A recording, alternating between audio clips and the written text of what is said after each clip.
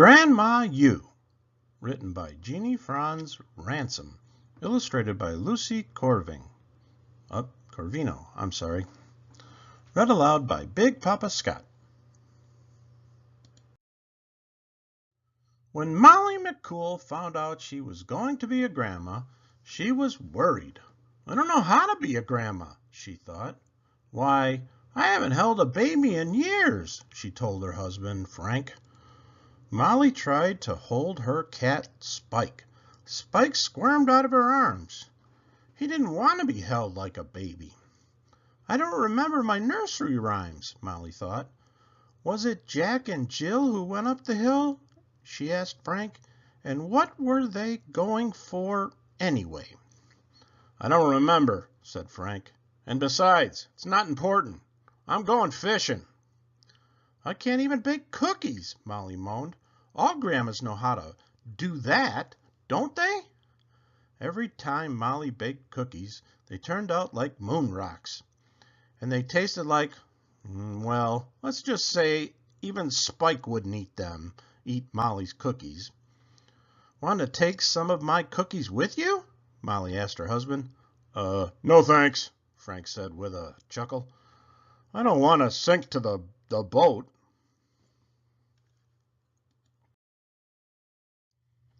A few days later, Molly and Frank were bicycling by the local school and saw a big banner over the door. Now open, the sign said. Grandma University, the school where grandmas learn to be grandmas. Class is starting soon. That's it, Molly shouted. I'm going to Grandma U. She called the school as soon as she got home. The very next Monday, Molly packed a lunch, left a plate of cookies for Frank and Spike, and set off to Grandma University.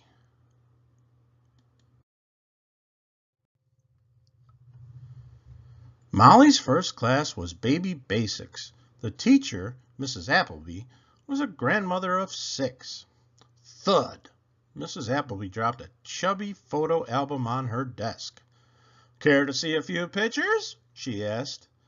While the grandmas oohed and ahed, Mrs. Appleby smiled her approval. Class, welcome to Grandma University, the school where grandmas learn to be grandmas, she said. Some things have changed since you had young children, so you'll probably learn a lot here. You'll even have some fun. But remember this, every grandma seemed to write down Mrs. Appleby's next words. There's only one thing no school can teach you about being a grandma. It's something you already know, and it's the most important thing of all. Molly raised her hand. What is it? She asked. Mrs. Appleby smiled. You'll learn, she said. Now let's get down to business. What is the most important thing of all? Molly wondered.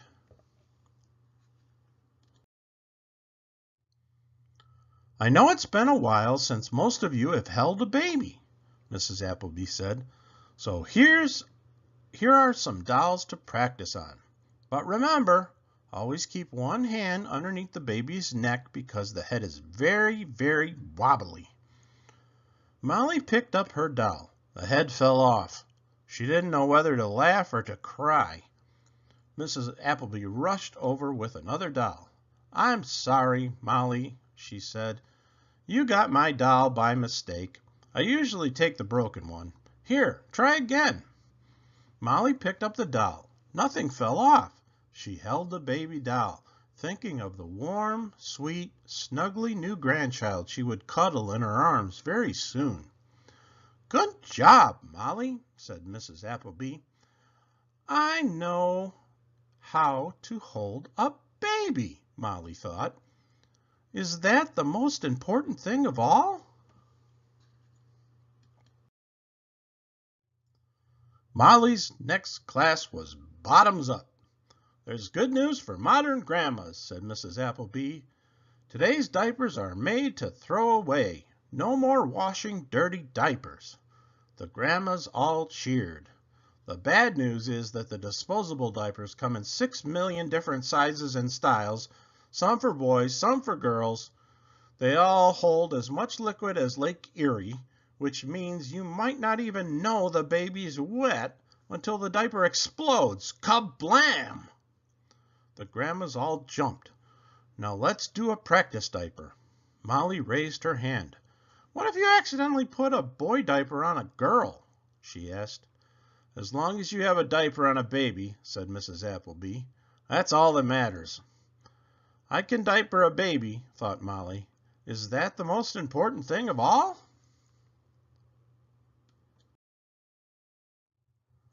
The next class was Gagas, Goo Goos, and Giggles. First, we're going to brush up on our baby talk, said Mrs. Appleby. Repeat after me. I'm going to get those itty-bitty toes. Yes, I am.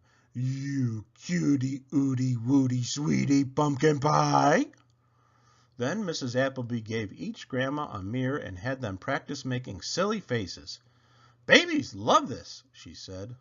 Molly did, too. I know how to make babies laugh, Molly thought. Is that the most important thing of all? Now we're going to rock and read, said Mrs. Appleby. After we have our peanut butter and jelly lunch, everyone get a book to read. Not just once, not just twice. You're going to have to read it over and over and over again. Sit in a rocking chair if you like. Molly didn't like rocking chairs, but she did like to read. She collected some pillows and sprawled out on the floor with her book. Great, Molly, said Mrs. Appleby. Kids love it when you get down on the floor to read. That makes it easier for them to cuddle close to you. I know how to read to a baby, Molly thought. Is that the most important thing of all?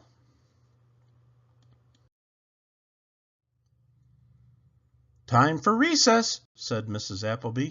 Kids love to play, and they want you to play too. As the grandmas raced to be first to the playground, Mrs. Appleby shouted, You all take turns now. The grandmas pushed each other on the swings, climbed the monkey bars, and screeched down the slide, never climbing back up the slide, of course. They played hide-and-seek, catch, hopscotch, and basketball. They even learned how to be soccer grandmas. I know how to play, Molly thought. Is that the most important thing of all? After recess, it was time for cyber grannies. Who's ready to touch a mouse? Mrs. Appleby asked. Some of the grandmas gasped, but Molly didn't. It was a computer mouse.